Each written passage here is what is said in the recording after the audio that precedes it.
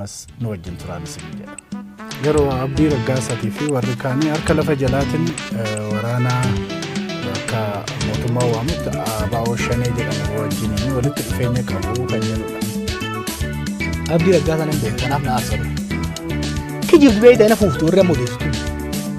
Gaafa waraana san galchuudhaaf nagaa buusuudhaaf deemnu warra gaafsan akkamitti nageenyi bu'a. Borona gaafa dhabne miliyoonaan kafalanii waraanni akkan galle qondaalonni mootummaa har'a abaa'oo irratti quba qaban kun.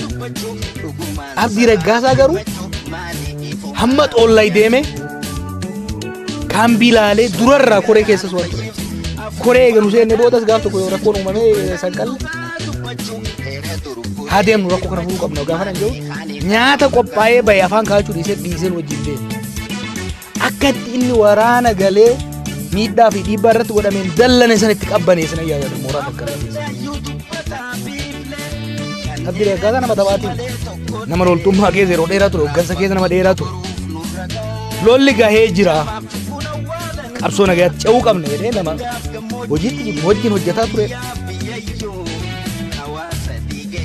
Kan nama biraan beeku abdii raggaasaa waan isaan jedhan keessa hin seenuu nama lakkisa. Maaliif wal beeyna waliin hojjechaa ture. Soba kun wanda akkasitti isaan oofa. Abdii raggaasaa saniitiin itti kan miidhamsitti. Jarri kun imaammata Oromoo qoqqoodanii laaffisanii filannoo kana ittiin hatan kan barbaadaa jiru. Naannoo namatti buusuu barbaadan, walitti buusuu barbaadan, bitachuu barbaadan, doorsisuu barbaadan. Abdiin bitamuu dide doorsifamuu dide. Waan abdii raggaasaa beekamtu. Citiin jiru warri kana maaliif akka dhabu? Waraana isaanii wal lolaa jiru kana kan hoogganaa jiru Marroo Dirribaati. Waan iccitii maa godhan? Miidiyaan intarviiyuu kennaa jira. Kun dhugaasaa bakakkooti. Mootummaan akka kaleessa jedhee torban lamaanitti dhukkee irraa kaaseetiin harka kennisiisa jedhee yoo sun dalaguufii dide mun dalayinee jechaa jira miti poolisii komishinerichi Wallaggaa Afran keessatti Gujii keessatti misooma hojjetaa hin jirru dadhabne jechaa jira. Eega akkas taate miskiin abdii raggaasaa qabsoo nagaatti jiru maaliif dararan? Dhaqanii Marroo Dirribaatii fi dhugaasaa bakakkoo wajjin kallattiidha yoo qaama sadaffaatiin haasaa keessa galuudha. Sanii miti barbaada. Isaan barbaadan sanii. Isaan rakkoon isaanii rakkoo waraana saniitii miti. Waraanni sun akka galus waan barbaadan natti fakkaata. Maaliif akka hin galle gufuu guddaa kan irra kaa'aa ture jara mootummaa keessa. Yoo yaadatte hagammaatii yaadatte. Gaafa koree teeknikaa asii bobbaafne abbaa gadaa bayyanaa fi kanaa afaan gamadiyaa ani yeroo hundama kibbaa deemnu akka nu bobbaane shiraa meenya shiraa ture keessaa tokko waraana amansiifnee deemaa jirre beeku galchuudha. Mootummaan Itoophiyaa araara jedhamu quban qabuu jedhe Jeneraal Birhaanuu Juulaa gadi ba'e. Wanni irratti ba'e Itoophiyaan warra salphatan irratti Itoophiyaan pirezidentii irratti booda hoggaan gaafadhu waan hin ji'a dura kenne naan jedhe. Okay. Inni ji'a dura yoo kennu taate inni soba waan sobulee itti fakkaatu warri garuu gaafsan miidiyaa san irratti gaafsan baase gaafa deemu. Yoo adatti Marroo miidiyaa irratti ba'e kana akka kennu. Asiin abbootiin gadaatiin koreen teeknikaa araarri bu'e jedhanii sobanii asiin garuu mootummaan araaruma kanaan beekuu jedha kanaafuu amanee hin galuu jedheeti kan gaafsa bu'u. Kanaaf shira guddaa Boorana gaafa dhaqe maallaqa kafalanii warri achi jiru meeqa fiddee dhufeeraan jedha waraanni akka hin galle ammana kafalameera ati hoo galchuuf meeqa kafaluu dhufte sadarkaa ammanatti deema araarri akka bu'u waan hin barbaadine warra akkamiiti tokko Oromoon nagaa akka argatu warra hin barbaadne lammaffaa waan ammaa sana fiduuf deeman yeroo san dubbachaa turanii yaada yoo yaada wanni jarri kun nageenyi kun akka hin buune waraanni kun nagaan galee akka jiraatu hin buune baay'ee nagaan galuu qofaa miti itti aanaa Marroo gurbaa Diinaraas jedhamu ka nuti galchine bushooftutti ajjeesanii bara humna poolisii nama nagaa eegumsa mootummaa jala jiru humna mootummaatiin ajjeesanii bara. Waraana bakka adda addaatiin gale meeqaan tanteedhaa jira. Araarri akka hin buune humna hin barbaanne jira. Maaliif sababatti fayyadamanii adda bilisummaa Oromoo paartilee kaanis geenii keessaa baasuudha. Maaliif namni waan beeku waanuma mallasaan faan 91 godhan san riipilee godhuu barbaadanitti malee Abdii Raggaasaa nama garee akka isaa yaadanii akka hin taane uummanni Oromoo beekuu qaba. Gaarii dhagahanii amma kan hundumaa ta'ee yeroo argitu keessattuu koree teeknikaa keessa yeroo turtetti dhiibbaa godhaa turte waraanni akka galu sanaaf immoo komii adda addaa sirriittidha. Har'a yeroo geessee ilaaltu murtii keessatti yookiin sochii goote sanatti gaaffidha. Dongorri guddaan goonatti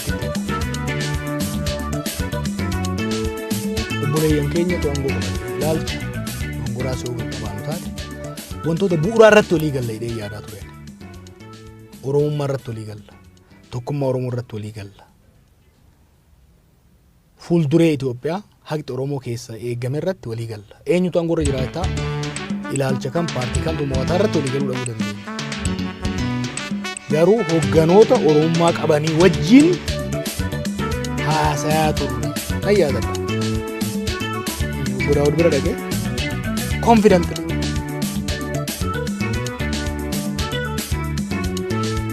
Abiyyi fi Lamma ejjennoo ani qabuuf hin qabdu addan qaba waa'ee nagaa jedhee yeroon itti foon mormuun yaadata. Dongorri guddaan nuti goone warri angorra bahe ilmaan Oromooti. Kaleessas dhiibbaa wayyaaniititu hacuuccaa wayyaaniititu Oromootti isaan jaallisee malee Oromoon akka miidhamu, Oromoon akka cunqurfamu, Oromoon lola keessa akka galu, tasgabbii akka dhabu hin barbaadan. Dongorri guddaa maaliifi isaan yeroo bitatanii aangoo galchuusan gama demokraatii bakka heri qabaachaa akka hin turin mul'ataa ture yeroo tokko willful ignorance when you want to believe nageenyi biyya kanatti akka bu'u ce'umsi kun nagayaan akka ce'u akka godhamu hireen Oromoon dhiiga isaatiin fide kun akka milkaa'uuf hawwii guddaa qabaachaa waan turte yoo adatti gama jalqabaa irratti Abiyyi murmaa san hunda dhiifne wanni kun milkanaa'uu qabaa jennee cichine hanga manguddicha Daawud Ibsaan laayivii TV irratti kan deemne garaagarummaa fedhes yoo qabaanne tarii jarri kun walitti aaree wal amanuu dhabaniiti malee Oromummaa irratti Oromiyaa irratti nagaa irratti garaagarummaa hin qaban waan yaadeef san dhiibaa turre garuu kun akka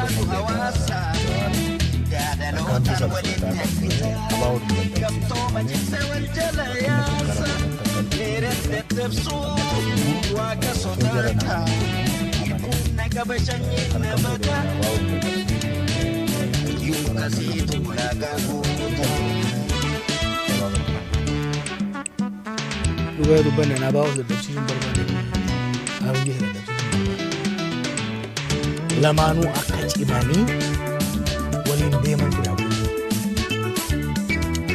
durumarraan keessa ture akkas ni yaadatu yeroo dura waan kana keessatti walii godhe nama walitti naa beeku paartiin adda addaa biyyatti galaa jira.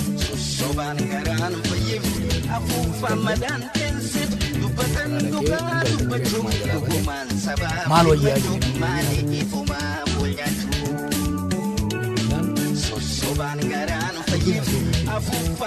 seenuu qabdaa yoo yaadatti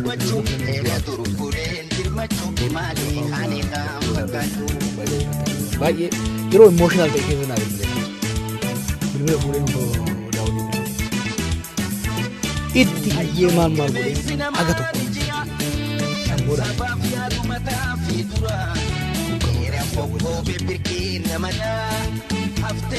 Andra kan yaadatu yeroo Abiyyi Lammaan airport irraa hanga hoteela nagaa wal gaafachuu taasisee kan dura waliin haasofne akkamitti dhimma abaa'oo kana maaliif dhimma daawudii fi abiyyiin abaa'oon seenaa Oromoo boodiman tokko Oromoo madaa baay'ee jira.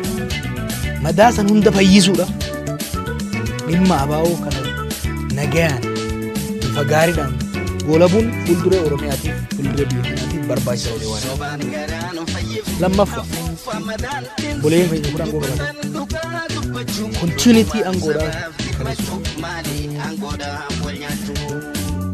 of duuba mil'achuu akka hin qaban Oromoo ofirra bir'achuu hin qaban rakkoolee Oromiyaa keessaa fi Oromoo keessa jiran nuti irraa danda'uu qabna. Isaan biyyattii ceesisuu nyaapa rakkoo farataa bulleeffatan jedhamuun socho'atu malee abaa'oonis yoo gale waraana isaa kabajaadhaan galchee akka paartiitti yoo socho'e galma isaa galmaan gaachuu isa fayyada. Amma booda duuba deemuu hin barbaachisu. Abaa'oofis buleen keenya godhanii gaarii kanaa deemaa hin Negara kafaa'utti darbina. Amma sila yeroo dubbattu waan barbaanne galmaan geenye deebinee keessattuu gara baha Oromiyaatti fi kibba Oromiyaatti mala goonanii garuu gareen mormu immoo jirraa jedhanii galanii girrisaadhuma ta'aniiti deebi'anii yookiin immoo warra achi ba'e sana ta'an beekuu girrisaadha kan ta'e guma baasuma jedhanii deebanii kana alatti wanti isaanii buusan hin jiru amma sirma deeggarsi isaanii jalaa qooraa jira waan hojjetan dhabaniitu jiruyyuu keessattuu gara siyaasaatiin kan jirutu jira kanumaa wal qabsiiftee yeroo ammaa kana gama kaafaa waliin waan jira gara paartii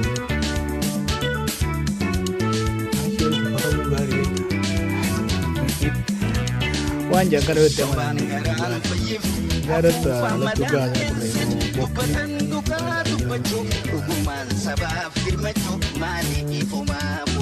yeroo waadu jennu ga'ina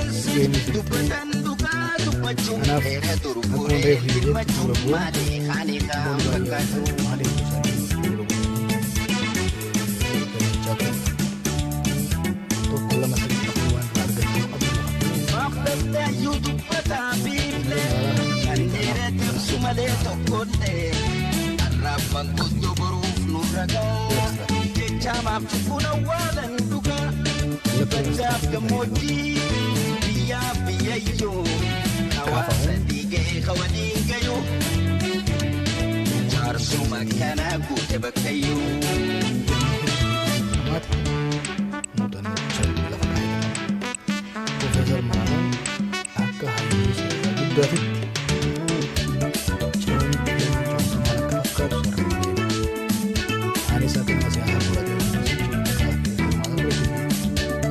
bu'a clear cut strategy hanga mattuan jennetti itti kuufnee baay'een isaa ilmaa irra galu amma waliin sodaadhu tokko wala kada beekta dubbiin akka gaafa duraa 2020tti akka barbaanne geenne clear cut strategy yoom maal akkamitti eenyu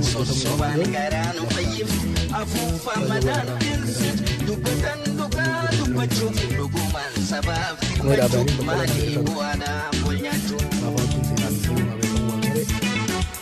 era bandiera esa problema que estrategia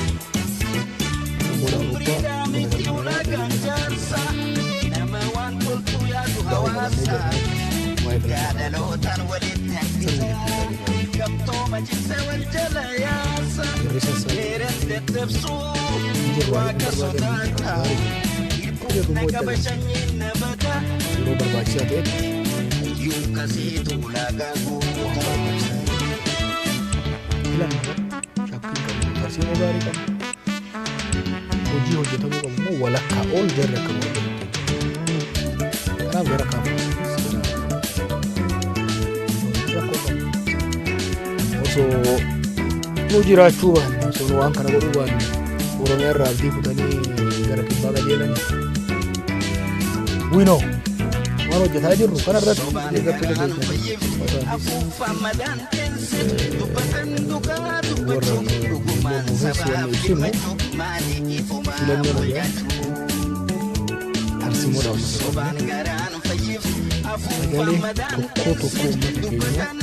tokko uummata keenya akka argannu kanarratti hojjetannaa kun amma ibsuma OMN fi KFO sadeen gaddaa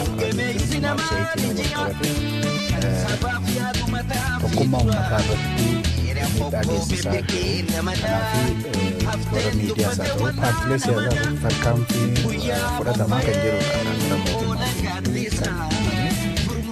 Kanoo akkamitti ilaaltu keessattuu gara boordii filannootti dhiibbaan irratti deemsifamaa jira kan jedhus gama sana wanti himattantu jira. So kana wajjin yeroo ilaaltan KFO'n yeroo ammaa kana dhiibbaa akkamii keessa jira, haala akkamii keessa jira? Tokkummaa kijiba Haile Sillaaseen sosoofaasu qaare. Haile Sillaaseen faan waa irraa fakkeessu. Haile Sillaaseen asii waggaa 85 isaa keekee gama Itoophiyaa bal'atu biyya nyaachaa walloo beelaa yeroo mana fincilee deemaa ture tokkummaa Itoophiyaatiin sobaat Alamaaram Gabruu Daafaa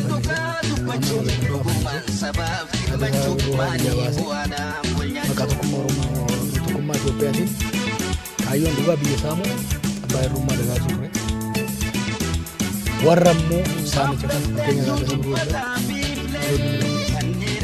algaan irraa turte Taaddasaa Birruu namni baay'een beeku. Taaddasaa Birruu gaafa Haile Sillaaseen asii deessee ratatee Ingilizitti gale abbaa isaatii fi gootota Oromoo naannoo kanaa wajjin ta'uudhaan nama Xaaliyaaniin lolaa ture amata umurii xiqqaatitti nama dabarsuu biyya isaati yoo dhuunfa biyyummaadhaan achirraa bahee ummata kiyyan barsiisa dukkanuma keessaan baay'ee tokkummaa Itoophiyaa diige Oromoon barsiisa jechuun Oromoo fi waa godha jechuun biyya diiguudha.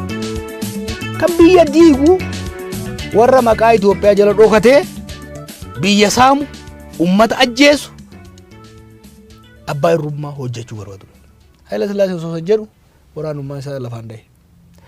Darguun amata 17 maqaa Itoophiyaa Oromoo maqaa tokkummaa Itoophiyaatiin osoo kakatu. Maqaa Itoophiyaa gaafii dhugaa ummata Eertiraa nagaan fixuu tokkummaa Itoophiyaatti diiguu deeman jedhee waraana itti buusee ummata biyya kanallee ficcisiise uummatni Oromoo fi uummanni Somaalee uummanni Tigree bakka barbaade guutuutillee gahuu baatu Itoophiyaa olaantummaa garee tokkoof sirna abbaa irree jala jiru sana irraa buqqisanii sirna wayyaaniinis tokko irraan baratu beekta. Biyya kana tokko warraan baratu rakkoofsan warri wayyaaniitis federalizimii dhiiga ummataatiin dhufe haayijaak goote olaantummaa garee ofii irratti shuumte warra saba ofiitiif qabsaa'u warra dhugaa ummataatiif qabsaa'u dhiphoota warra ummata diiguu barbaadu warra shaabiyaan ergamu warra maaliin ergamu jettee osoo nama fixxu osoo nama hiitu isillee naannolle qaaritee warri ammattuma waan haaraa fidanii jira. KFO'nis ABO'nis waan dandabbi hundumtu baaba kaleessa uumamee biyyaafis yoo taate biyya tanaaf biyyuma Itoophiyaa isaan ittiin dhaadatan ittiin of jajan tanaafis yoo taate warra of jaju kanaa ol mararaa guddinaatti hojjete. Bilisummaa uummata kanaatiif qabsaa'ee waggaa 9 mana hidhaa keessatti. Sanii as paartii nagaa dhaabe qabsoo godhaa ture.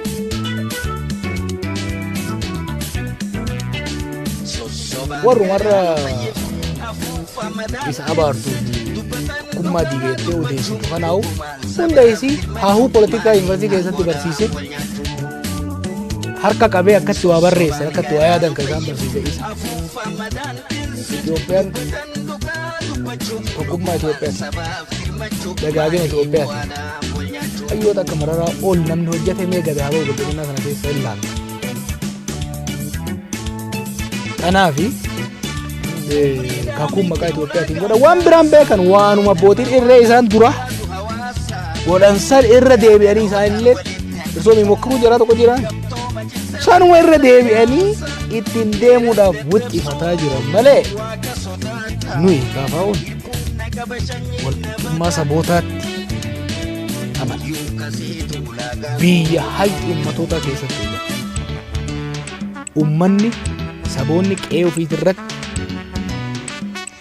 mootummaa ofii filaniin bulaa heera ofii tumataniin bulaa naannoo ofiitirratti karabbi isaanii kennirratti qabeenya albuuda bishaan lafa biyyee diinagdee rabbi isaanii kennirratti saamamuu fi saamsifamuu osoo hin taane osoo qabanii agabuu osoo hin taane osoo qabanii biraa baqatanii irbaata qurxummii ta'uu osoo hin taane qabeenya irratti abbaa ta'uu barbaada.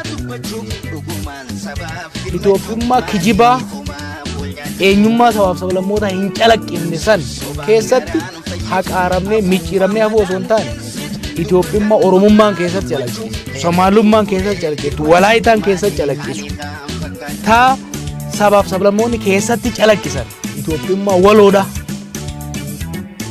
Itoophiyummaa Minilik ol kaaftee faarsaa aanolee waakkattu kitaaba keessaa baaftu osoo hin ta'in Itoophiyummaa nama nyaata bineensa akka mangistuu uummata fixaa ture san akka gootaatti faarsitee kaarramaarra irratti yaadannoo isaa dhaabuu barbaaddu osoo hin ta'in miidhaa ajjeechaa duguggaa sanyii Somaalota irratti godhame san dhugaa galchitee Somaalonni qe'ee isaanii irratti ofiin bulchaa Itoophiyaa keessatti akka lammii biyya alaatiitti osoo hin ta'in akka lammii biyya kanaatitti walqixxummaan kabajaman san jaaruu barbaada. Kanaaf tokkummaan biyya kanaa kan itti fufuu danda'u Itoophiyummaa kijibaa Hayilasillaasee fi Mangistuun ittiin faarsaa turaniin osoo hin ta'in ittiin kakachaa keessaan biyya saamaa uummata ittiin fixaa turan san kooppii godhanii korrojanii ittiin deemuudhaan osoo hin ta'in walqixxummaa dhugaa saboota siyaasaa keessatti diinagdee keessatti saboonni qe'ee ofii irratti ofiin bulchanii biyya immoo akkaataa cimina akkaataa bal'ina isaaniitiin akkaataa gumaata isaaniitiin aangoof diinagdee ittiin qooddatanii bulan jaaruu barbaada. Tokkummaan Itoophiyaa dhugaadha. Walqixxummaa saboota haqa saboota ofiin bulchuu sabootaa irratti hundaa'e malee hawwii abbootii irree hawwii abbootii irree maqaa Itoophiyaatiin kakachaa biyya saamuu barbaadan biyya gurgurachuu barbaadan ummata cafaquu barbaadanii gara dhumaatti haadhu filannoo baranaa keessatti egaa hin hirmaata jette garuu waa'ee lammummaa keetii ammaatti wanti barame hin jiru keessattuu boordii filannootii fi sagalee raadiyoo Ameerikaa yookiin wajjin yeroo baay'ee dhaggeeffanna dhimmi namoota biraarra kan biyya alaarraa galanis haa ta'u kan biyya keessa jiran irraas haa ta'u dhimmi yeroo baay'ee ka'u dhimma Jawaar lammummaa Jawaar dhimma lammummaa keetii sun eessa ga'e maaliif immoo ishoo guddaa ta'eetuma biyya kana keessatti baay'inaan odeeffamaa jira.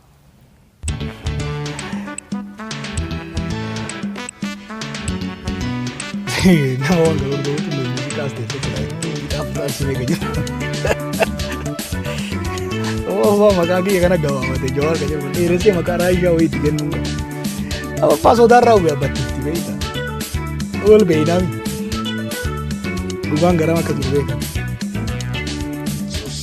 Ambee gadi maara ajandaa akka ta'u hin barbaanne malee waa baay'ee dubbatu. Ani biyya alaatti illee lammummaa biyya alaa kan hin fudhanne dhugaa beeku lammummaa Ameerikaa argachuu biyyatti nan gammada qaba isa fedhatti socho'uu dandeenya. Sitti maan ture yeroo Ameerikaa turre paaspoortii kee dulla ciccitaa Itoophiyaa sanii waa gara paaspoortii sanii socho'aa ture Singaappoor irraa kaasee akka kana akka paaspoortii biyyoota deemu hunda keessa. Paaspoortii haaromfadhu haaromfattu hojjetti birrimaa fi appilikeeshinii fi fingarpiriintii ergite. kootu na jedhee kootu kana maaltu fide kamaleetu leenca kamaleetu muka goreedha muka gorteeti leenci dhufee qabu mee gabbu inaasu jettee qabu siin tuqu gabbu inaasuufnaa jedhee inaasuufnaan waan jiru inaasuufnaan kun inaasuufnaa fi gabbuun kun waan jiru siin tuquu tana maaltu keessa fidee yeroo sani kootu embasiin an jedhan kanama biraa iyyaam yeroo san immoo jaraa walit jirra bakkii kun hin taane jeetiin lammummaa Ameerikaa fudhadhee paaspoortii warra digiriin kaardiin qaban ture paaspoortii fudhadhee socho'aa ture akkanas dhufuuf murteesseen hogganoota jira wajjin haasaa turre ajandaa godhatan malee ani murteesseen dhufe biyya kee deemuudha biyya kiyya deebi'ee hanga lubbuun tiina keessa jirtutti uummata kiyya tajaajilu murteesseen dhufe kotata kiyya fudhadheen gale paaspoortii naa kennaan jedheen lammummaa na jijjiiruun edaa baga jennaan lakki haalli kun hin beekamu yoo rakkoon tokko gahe gadi baatee qabsoo kana tuufuu qabdaa warri jee warra biifan hoogganaa jiru ookee jedheen fudhadhe booda roggaan dubbiin deemtee filannoo kana seenuu waan qabu uumaa ajandaa godhu eegalanii beekta baay'ee warra miidiyaa wacu kana wajji oomisha ministeeraatti fi waajjira odiitii keessaa ajandaan kennamaa ture lammii biyya alaa ta'ee akkamitti poolitikaa biyya kanaa boochaa uujaan booda filannootti hoggaan seenuu dhufe lammummaa manan deebisaa lammii biyya alaa ta'uu isaa naa gahee meedhoo isaan hin jiru nan deebisaa jedhe dhaqee Ameerikaa dhaqee waan irraa eeggamu fixatee akkan deebiin embasii Ameerikaa beellama qabadhee dhaqee paaspoortii kiyya deebisee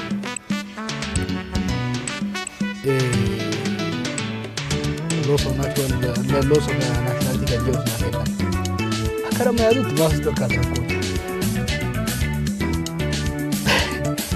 dura lammummaa hin deemsuun sodaadha kan yaadatu fayyada namni miidhaan ofiirra taa'u gadi kaa'e ofii sodaattu waan ta'eef qabsoon tun maal akka taate qabsoon tun eenyufaa nyaattee aarsaa akkamiin akka geette as geesse waan hin beekneef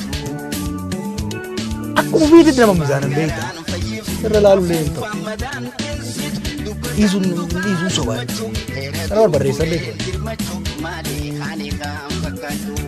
ookee dhiisuu hoggaa murteessu yaadni isaanii maal ture obbo warra Ameerikaa kana asinis kadhannee asinis dhiibbaa irratti goonee maal goone dafanii akka finne ji'a waggaa tokko adda jalaa fageessan paaspoortii deebisuutti Ameerikaan biyya seeraa malee biyya shiraatiin konsekwensi isaanii waan beekaniif yeroo gabaabaa keessatti kileeransii dhiibbaa seerri biyya kana wanni gaafa biyya kana uummata hunda beekaa ragaa wajjin wal qabsiisee wanni lammataa gaafatu lammummaa biyya alaa deebisuu fi paaspoortii deebisuu qofa hin ta'in deebisee lammummaan Ameerikaa narraa mulqamee Ameerikaan homaa narraa akka hin barbaanne kan mirkaneessuun loosoof naashinaalitii sartifikeet isteetirraa Ameerikaa lamaan dhufee kana lamaan wal qabsiiseetiin wajjin qaama alaana maka barreeffame warreeffamu dura hin galchuu hin sobaa ka jirurraa beektaa tokko akka ofiitti nama laala maal godhanii jiran ministeera akka biyya kana keessatti biyya kana beektaa corroqa walloluun kun odoo hafee wayya corroqa keessatti walloluun kun odoo hafee wayya beektaa taphni corroqa keessaa kun odoo hafee maaliif biyya kanatti seera cabsanii nama lammummaa biyya alaa qabuuf paaspoortii kennanii jiran nan beeku biyya kana keessatti seera biyya kanaa cabsanii national security sensitive matter by the way ani waan dhimma kana hin beeku amma biyya Ameerikaatti dual citizenship hin ajjamu lammummaa biyya dual citizenship bakka itti ajjamu dhimmoota nageenya biyyaa wajjin wal qabatu waajjira pirezidantii jaarmaa basaasaa ministeera hajaa alaa keessa hojjetu strictly citizenship ishuu asitti garuu waajjira muummicha ministeeraa keessa lammiilee biyya alaatti hojjeta dhaabbilee adda addaa keessatti lammiilee biyya alaatitu hojjeta lammii biyya alaa qabatanii kana hunda ajandaa goonee akka dubbannu hin barbaannu firfirsuun hin danda'ama yoo reefu corroqa keessaa taphannu yoo jedhama kana hunda ani waa'ee lammummaa waliin dubbatiniifi waan naa galee jira. Namni baay'een keessa siyaasaa keessatti hirmaataa ture biyya baqaa kan ture filannaa isaatiin alatti namummaa biyya ollaa biyya adda addaa qaba. Namni kun dhufee biyya isaa yoo tajaajila rakkoon qaba. Kanaaf dhimmi lammummaa kiyyaa gama kiyyaa waan irraa eegamu hunda fixee jira. Haqantaan namarra kaa'ullee hin barbaachisu hanga ammaatti warri immigireeshinii illee jallina isaan daba isaan hojjetan agarra. Seeruma hordofanii fixaa jiran jennaan. Boordii filannoo ta'u waan isaan sirnaan galle waan isaan hin galchine keessa galanii waan baay'ee gochaa jiru. Isaanis